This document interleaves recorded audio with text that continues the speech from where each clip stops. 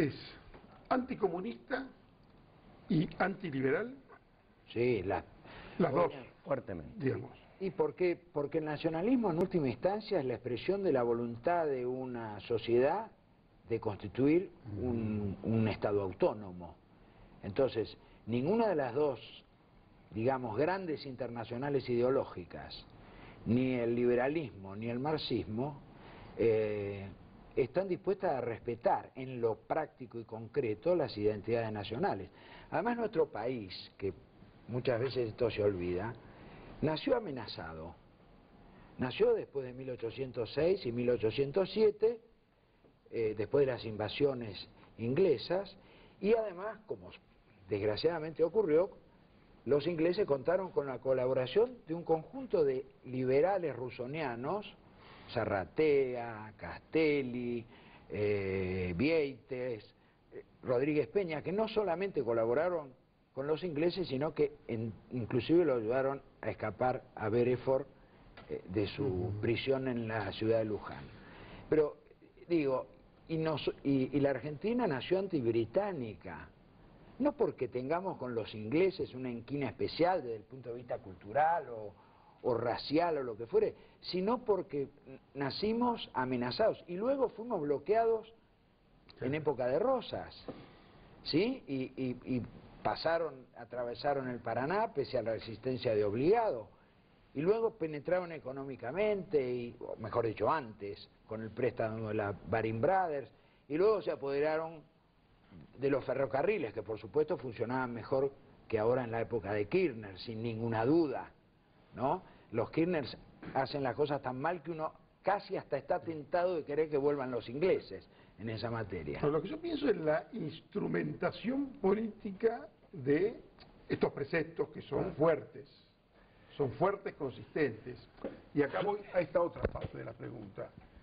A ver, se me está cayendo el micrófono, pero esto siempre me pasa, no hay problema. A ver, el nacionalismo surge más o menos en entreguerras en Argentina, entre la Primera y la Segunda Guerra Mundial. No, antes. Sí, antes. Poco antes. Y los primeros trabajos periodísticos importantes que recogen, digamos, el revisionismo histórico son del año 20. Así lo cuentan los Irasusta en sus memorias. La entreguerra. Sí, casi, claro, porque la Primera Guerra termina en el 18. Ahí, apenas terminadita la guerra. Esto es lo que, y sin ningún interés de incomodarlo, porque hoy hablar de fascismo, hablar de facho, es una especie de calificativo de descalificación, ¿no es cierto? Pero digamos, este anticomunismo y este antiliberalismo en entreguerras, digamos, cuando todas las ideologías estaban ahí en boga, si uno era anticomunista no tenía otra alternativa que irse, como decía un amigo mío, hacia el tío Fito o hacia el tío Benito, que era lo que estaba ahí. No tenían toda la información que tenían hoy, en aquel momento. Lo que pasa, Jorge, es que, digamos, la alternativa ideológica hoy, vista a la distancia, puede ser esa. Pero lo que pasa es que los sectores nacionales que existían en el radicalismo, algunos sectores que se fueron desprendiendo del conservadorismo, etcétera, etcétera, eran esencialmente antibritánicos.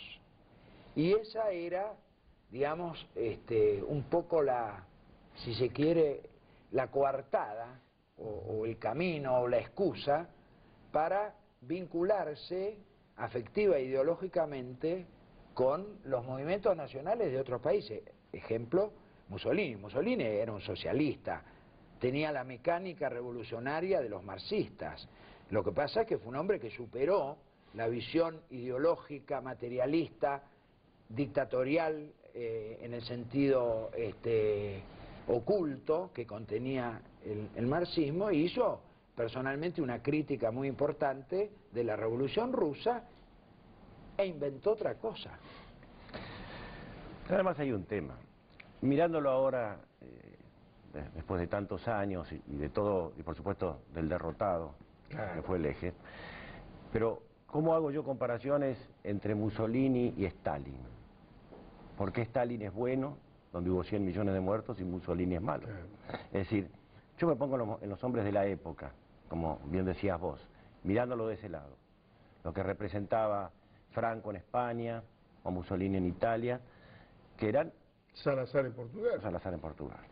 Y del otro lado, el expansionismo soviético, los principios de Lenin, un Stalin brutal, a la anexión de todos los países que después fueron la Unión Soviética por la fuerza, todo lo que después nos estamos enterando por Solzhenitsyn, en el archipiélago de Gulag y en otros libros, pero que ya lo sabíamos, por la persecución que hubo contra la Iglesia católica y la creación de una iglesia trucha, digamos, a la medida del marxismo en la Unión Soviética, que todavía hay conflicto.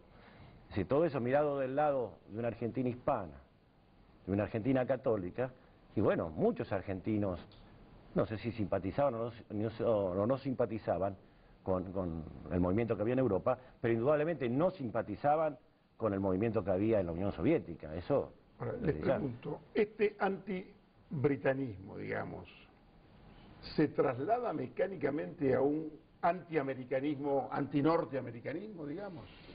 Y en alguna medida sí. Porque en algún sector, curiosamente, casi se emparentan con la izquierda. Bueno, lo que pasa es que, a ver... Ahora vamos a ir a hablar de la actualidad. Sí. Esto simplemente para ponernos de acuerdo en algunas bases. Lo que pasa es que, como fruto de nuestros maestros y como consecuencia del baño de realidad histórica a lo que nos sometieron, vos sabrás perfectamente que en el nacionalismo, a la par que resultábamos relativamente ineficaces en la política, resultábamos buenos alumnos de nuestros maestros. Vamos a hablar de las Fuerzas Armadas, también un poco más de la Iglesia y del antisemitismo.